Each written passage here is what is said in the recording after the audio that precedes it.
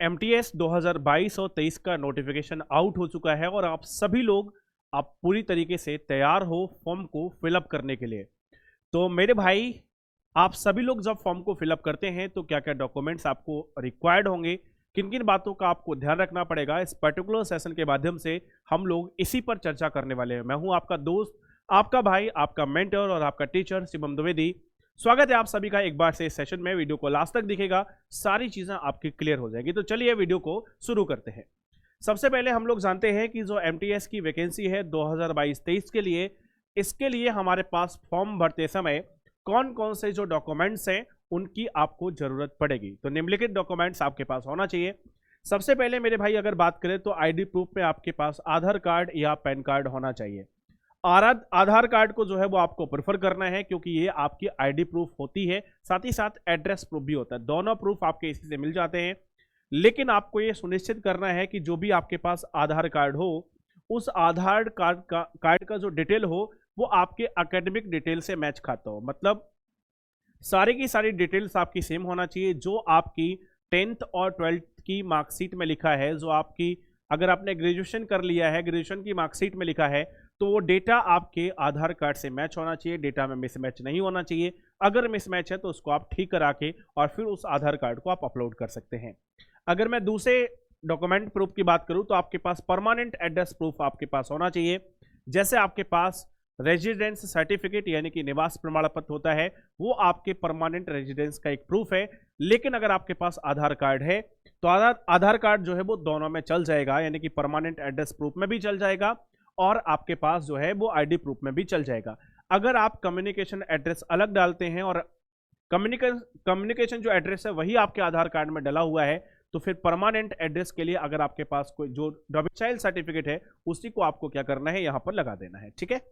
इसके बाद आपके पास एक ईमेल आईडी होना चाहिए। अगर मेरे भाई ईमेल आईडी नहीं है तो आप एक कोशिश करें कि किसी भी कैफे से या किसी से भी, जहां से भी आप फॉर्म भरवा रहे हैं, वहां से आप एक अपनी मेल आईडी बनवा लें। अक्सर ऐसी गलतियां बच्चे कर देते हैं कि मेल आईडी वो कहां पे डाल देते हैं, कैफे वाले की मेल आईडी डाल देते हैं। और अगर आप कैफे वाले की या किसी की भी मेल आईडी डालोगे तो बाद में आपको चीजें याद नहीं रहती हैं और अगर कभी कोई दिक्कत आती है तो आपके पास कोई भी इंफॉर्मेशन नहीं होती। इसलिए अगर आप खुद फॉर्म फिल कर रहे हैं बहुत अच्छी बात है, लेकिन अगर आप किसी से भी फॉर्म फिलअप करा रहे हैं तो आपको अपनी एक ईमेल आईडी जनरेट करवानी है। अगर आपकी ईमेल आईडी नहीं है तो, अगर है तो कोई दिक्कत वाली बात नहीं है। ठीक है। इसके बाद आपके पास क्लास 10th बोर्ड का जो रोल नंबर है वो भी आपके पास होना चाहिए, क्योंकि इसकी मिनिमम क्वालिफिकेशन जो है वो 10th लेवल की है। तो 10th लेवल की मार्कशीट यानी कि सर्टिफिकेट और 10th लेवल का जो रोल नंबर है वो आपके पास होना चाहिए, क्योंकि उसके मार्क्स वगैरह सारे आपको फॉर्म भरते समय फिल करने पड़ेंगे। लेकिन अगर आप हायर क्वालिफिकेशन रखते हैं, मान लीजिए आपने 12th भी किया हुआ है, आपने ग्रेजुएशन भी किया हुआ है, तो उन सारे डॉक्यूमेंट्स को भी आपको कैरी करना पड़ेगा, जिससे आप उसकी भी इंफॉर्मेशन जो है वो दे पाए। ठीक है। क्लास 10th का कौन सा पासिंग ईयर है वो आपको मार्कशीट में ही मिल जाएगा। करेंट एजुकेशनल क्वालिफिकेशन लेवल, मैंने बता दिया आपको कि अगर आप अभी 12th में हैं तो 12th का, अगर आप उससे आगे हैं, मान लीजिए ग्रेजुएशन कर लिया तो ग्रेजुएशन का, अगर आपने पोस्ट ग्रेजुएशन कर लिया और फिर भी आप अप्लाई कर रहे हैं तो आपको अपने पोस्ट ग्रेजुएशन के जितने भी सर्टिफिकेट्स होंगे, मतलब सारे सर्टिफिकेट, जैसे जैसे आपकी क्वालिफिकेशन बढ़ जाएगी, मतलब जहां तक आपकी हायर क्वालिफिकेशन होगी, उन सभी डॉक्यूमेंट्स को आपको क्या करना है, कैरी करना है, क्योंकि उन सभी की डिटेल आपको यहां पर सबमिट करनी होगी। एक एक्टिव मोबाइल नंबर होना चाहिए। ये भी बहुत बार होता है कि हम ऐसा मोबाइल नंबर डाल देते हैं, बाद में जो खराब हो जाता है, बंद हो जाता है और उस पर हमें मैसेज के थ्रू इंफॉर्मेशन नहीं मिल पाती है या ओटीपी नहीं मिल पाता है। तो आपको हमेशा एक ऐसा मोबाइल नंबर सबमिट करना है। अगर आपका खुद का मोबाइल नंबर है बहुत बढ़िया, अगर आपका नहीं है तो आपको देखना है कि आपके घर में ऐसा कौन सा मोबाइल नंबर है जो हमेशा एक्टिव रहता है और परमानेंट है, मतलब लंबे समय से वो कंटिन्यू है।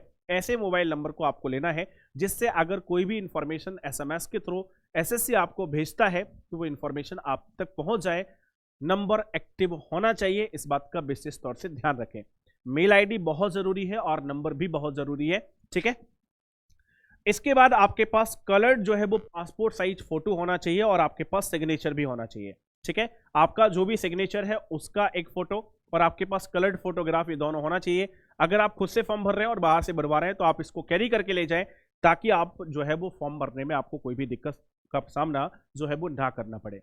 फोटोग्राफ के बारे में बहुत विशेष तौर से ध्यान रखेगा, क्योंकि काफी सारे लोग ऐसे होते हैं जिनका फॉर्म जो है वो फोटो की वजह से रिजेक्ट हो जाता है।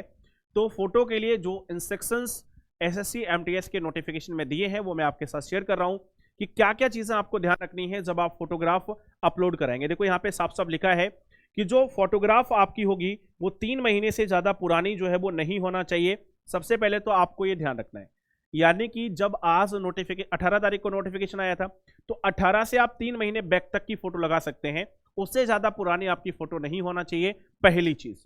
ठीक है, दूसरी चीज की अगर हम लोग बात करें तो जो इमेज आप अपलोड करेंगे उनकी जो डायमेंशन है वो हमारे पास 3.5 सेंटीमीटर विड्थ यानी कि चौड़ाई होना चाहिए और 4.5 सेंटीमीटर जो है वो क्या होना चाहिए, हाइट होना चाहिए। तो बेटर ये है कि जब आप फोटो अगर आप नई बनवा रहे हैं तो नई जो फोटो बनवाएंगे उसको इसी डायमेंशन में बनवा लीजिएगा, मतलब उसकी जो लंबाई और चौड़ाई है वो यही होना चाहिए। अगर आप इसी डायमेंशन में बनवाएंगे तो स्कैन करके जब आप फोटो लगाएंगे तो आपके लिए चीजें क्या हो जाएंगी, आसान हो जाएंगी। और अगर आपके पास पहले से ही 3 महीने की पहले की कोई फोटो रखी है और उसको आप अपलोड करा रहे हैं तो ध्यान रखें कि जो भी अपलोड कर रहा है वो इस डायमेंशन में चेंज कर ले, उसके बाद ही फोटो क्या करे, अपलोड करे। तीसरी बात की जो आपका फोटोग्राफ है उसमें आपका जो फोटोग्राफ होगा वो विदाउट कैप होगा, मतलब किसी भी तरीके की कैप जो है वो आपको नहीं लगानी है, चाहे आप अच्छे लगते हो बिना कैप के, चाहे नहीं लगते हो। मेरे भाई, अच्छा लगना और बुरा लगना आपके वो रिश्तेदारों के लिए यानी कि आपके किसी विवाह के लिए वो फोटो नहीं जा रही है, वो फॉर्म में फिलअप करना है, आपको ही देखना है, उसको कोई देखने वाला नहीं है। तो आपको बिल्कुल भी स्टाइलिश फोटो नहीं लगानी कि कैप में लगा दी या गॉगल आपने पहन लिया, आप नॉर्मल सिंपली पासपोर्ट साइज का फोटो जो है आपको कैरी करना है।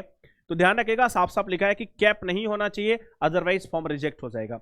दूसरा, जिस तरीके से मैंने एक स्पेक्टल्स लगाए हुए हैं, चश्मा लगाया हुआ है, इस तरीके के चश्मे लगी फोटो नहीं होना चाहिए। मतलब आप जो फोटो निकालेंगे वो कैसे निकालेंगे, बिना चश्मे की निकालेंगे। हमें तो लगाना पड़ता है, इतनी सारी लाइट रहती है स्टूडियो में, इसलिए लगाना पड़ता है। ठीक है, इसके बाद मेरे बात करें तो यहाँ पे देखो साफ साफ लिखा है कि जो फ्रंटल व्यू है ऑफ फेस वो क्या होना चाहिए, क्लियर होना चाहिए। यानी कि ऐसे कई लोग निकलवाते हैं ना, ऐसे स्टाइल में निकलवा लेते हैं, ऐसे ऐसे नहीं, आपको बिल्कुल सामने फेस करते हुए फोटो निकलवानी है और आपका जो फेस है वो बिल्कुल एकदम क्लियर होना चाहिए, ये भी आपको ध्यान रखना है। ठीक है, तो ये सारे डॉक्यूमेंट आपको कैरी करने हैं। और लास्ट में मैं एक आपको बात बता रहा हूं जो सबसे इंपॉर्टेंट है, फॉर्म फिल करने के बाद, ठीक है, फॉर्म फिलअप करने के बाद चाहे आप खुद से करें और चाहे आप कैफे से करवाएं, फॉर्म का प्रिंट आउट जरूर ले लीजिएगा। ठीक है, फॉर्म का जो प्रिंट आउट है वो आपको जरूर लेना है क्योंकि ये आपको काम आता है हमेशा। और कम से कम इसकी 2 कॉपी अपने पास रखें, अगर एक कभी खराब बराब हो जाती है।